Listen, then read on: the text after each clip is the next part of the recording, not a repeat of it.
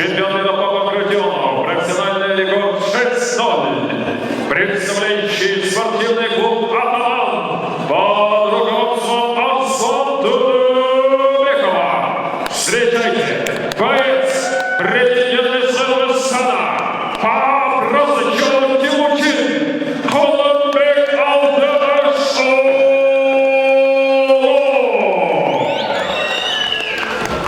И соперник, и претендент весовой категории. Боец из Казахстана, представляющий спортивный клуб «Луговой Фай», единственный забитого роста, под руководством Шерхан Адилова. Встречайте боец из Казахстана, Тонар Ройбек. Боец.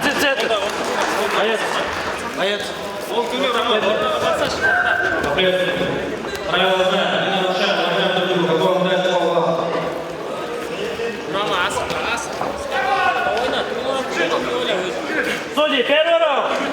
Боец готов. Боец готов. Время. Отбой. Первый раунд. Минута чувства, говорит.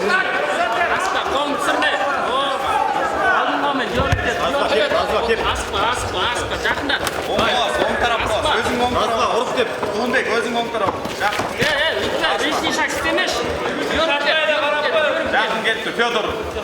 Aspa, Fedor.